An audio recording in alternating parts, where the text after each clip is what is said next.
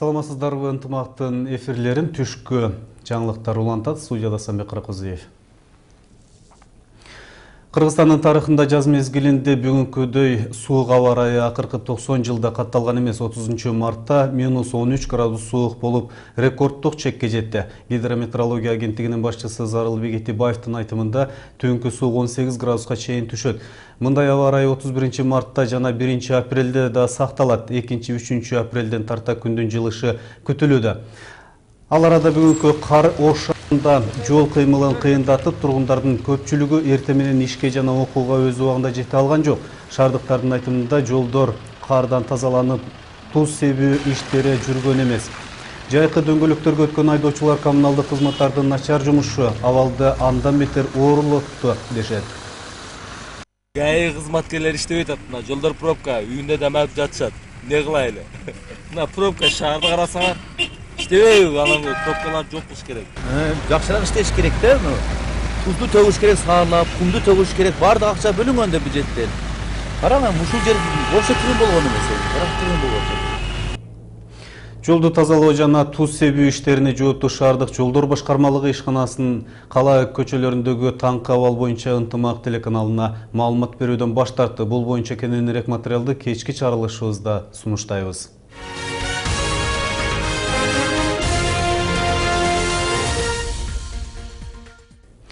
Салык органдары калктын бирдиктүү салык декларациясын топтоо иштерин 31 мартта аягына чыгарат. Декларацияны иш убактыларында тапшырууга жетишпей калгандар аны 18:00дөн кийин берүүгө мүмкүнчүлүгү бар. Буга байланыштуу 23 февралдан 31 мартка чейин жеке жактардын кагаздары кабыл алынууда.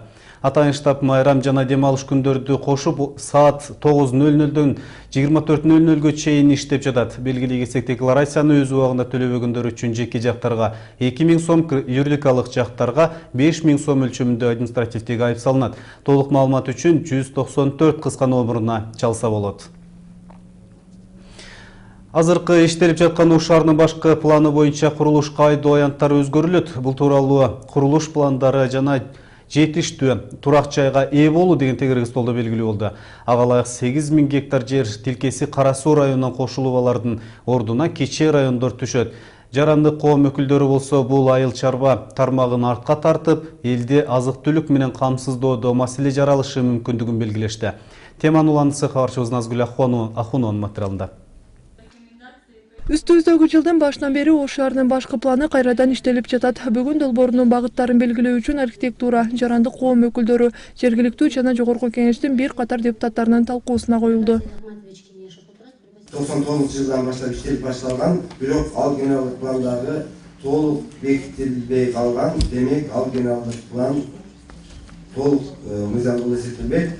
Андыктан биз бүгүн ошол 1971 жылы бекитилген ген план менен иштеп жатабыз.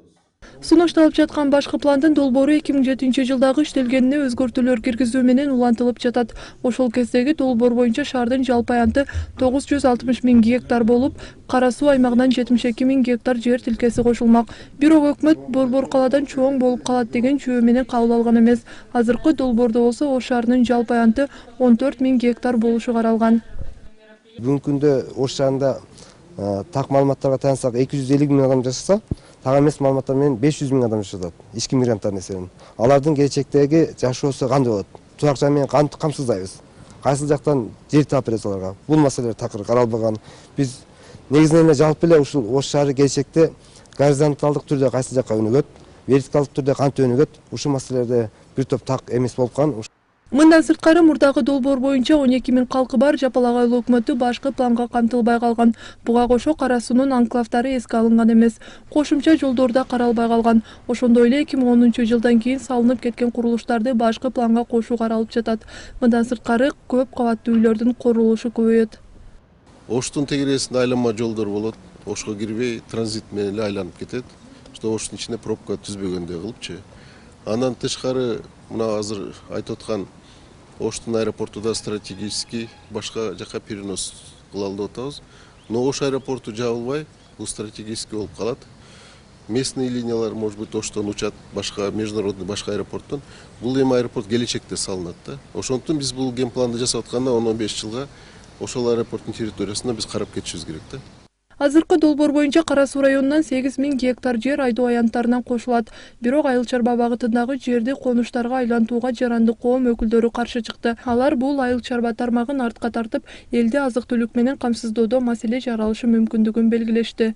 Жерде шаарга берилсе, ошол айыл чарба жерлерди застройка кылыш керек турабы, үй салыш керек, детский садик салыш керек.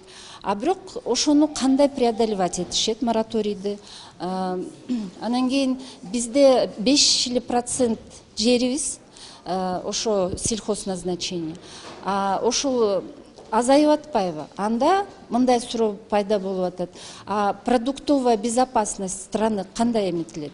Таможенный союзга кирип, Россия менен жакшы алака түзө турган болсок, андай жанагындай жанагы сельскохозяйственный жерлерди көбөйтүп, анан кийин фермерлерге жакшына жолдооду түзүп беришибиз керек да. Иш алып бара турган жакшына сельскохозяйственный угодьяларды сактап калганга шарт түзүп беришибиз керек. Жарандык коом өкүлдөрү айдоо жерлеринин көпчүлүгү үлүш болгондуктан менчик ээлеринин тагдыры кандай болот? Бул түйшүк жаратуучу маселе болуп калган деген сындарды айтышты. Ал эми депутат Өмүрбек Текебаев улутташтырууга болоорун белгилейт. Бирок ал анын ордуна маселени башкача чечсе да болоорун айтты. Ушул айдоо сууга жерлерде эмес, менин оюмча ушул тоо суу жетпеген жерлерди өздөштүрүш керек. Көп дүйнөнүн өлкөлөрүндө, ошол эле Анкараны алып карайлы. Алар тоолордун боорлорунда сууга эмес жерлерге көп этаждуу үйлөрдү куруп, ошол технологияларды өздөштүрүп жатат да. Биз дагы ошол багытта кетпесек, Кыргызстанда жер түтпөйт. Сунушталып жаткан долбоор боюнча шаардын башкы планы 20-30 жылга мерчемделип, демографиялык эмес, миграциялык багытта аныкталган. Учурда башкы пландын дээрлик 60% бүтүп калды. Даярдоосу коомдук абаларга коюлуп, толуктуулугу менен өткөрүлөт. Долбоору 1 жылга мерчемделип, ушул жылдын аягына бүткөрүү пландалган. Эске сала кетсек, Ош шаарынын башкы планы 1950-жылы иштелип, 1971-жылы бекитилген болчу. Назгүл Акунова, Эдил Эгемберди уулу, Ынтымак.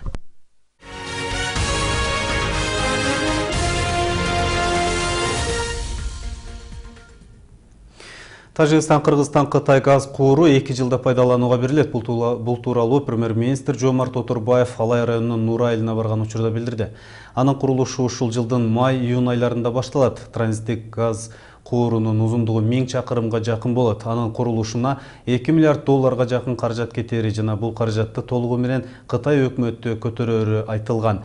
Bir жылда 30 миллиард куб газ өтө турган бул куурдан Кыргызстандын бюджетине байкалаарлык киреше түшөт, деди Отурбаев. Толук барды эки райондо кесип өтөт. Сары Таштан ылдый Нура тарапка, Нурадан Эркештен болуп Кытайга кетет. Бул 4-нчи болуп эсептелет. Арада Кыргызстандагы өткөрмө пункттар эл аралык талапка жооп бербей тургандыгын өкмөт башы Жомарт Отурбаев Карамык жана Эркештам өткөрмө пункттары менен таанышуу учурунда айтты. Аларды өлкө Евразия экономикалык союзуна киргенге чейин биримдиктин талабына шайкеш келтирүү керек. Бул үчүн болгону 1 айдын тегерегинде гана убакыт калды. Шайкеш келтирүү үчүн 50 миллион доллар каражат керектелет. Негизинен биз азыр Евразиялык экономикалык союзуна кирип атабыз. Ошол майдын башына чейин биз 4 пункттарды толугу менен даярдашыбыз керек. Ошонун арасында Торгар, Эркештам, Манас жана Ош аэропорттору. Ошол жерден биз Россия, Казакстан, Белоруссиядан адистерди чакырып, өзүбүздүн пункттарды көрсөтүшүбүз керек. Отурбаевдин Чоң Алай районуна болгон иш сапарынан репортажды кечки чыгарылышыбыздан көрө аласыздар.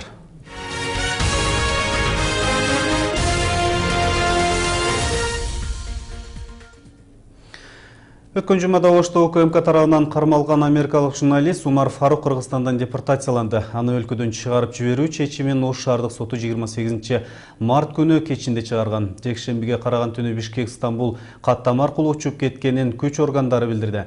Умар Фарук үйүнө кайтып бараткандыгын өзү Твиттердеги баракчасында дагы жазган. Журналист 25 мартта кармалган. Улуттук коопсуздук боюнча мамлекеттик комитети тараткан билдирүүгө ылайык, ал уруксат албай туруп Оштун аймагындагы диний кырдаал тууралуу маалымат чогултуу менен алектенип жүргөндүгү аныкталган. Бишкек шаарынын Октябрь райондук соту тарабынан Канжар Кадыралиевке карата 1 айга камакка алуу чечими чыгарылды. Бул тууралуу жогорку соттон кабарлашты. Бирли эсек башкы прокуратура Канжар Кадыралиевке карата бейбаштык, өзүн билемдик жана зомбулук көрсөтүү менен талап кылуу беренелери боюнча кылмышын козгоп бийлеген кызматынан бошоткон. Андан кийин Ош шаардык соту аны камакка алуу чечимин чыгарып, издөө жарыялаган болчу. Ал эми 26 мартта Кадыралиев башкы прокуратурага өз эрки менен келген. Андан кийин ден соолугуна байланыштуу ооруканага жаткырылган болчу.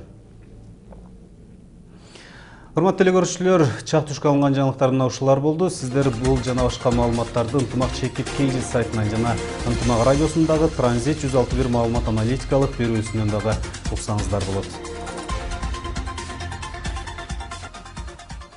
Ал эми мен сиздер менен коштошом, саламатта калыңыздар.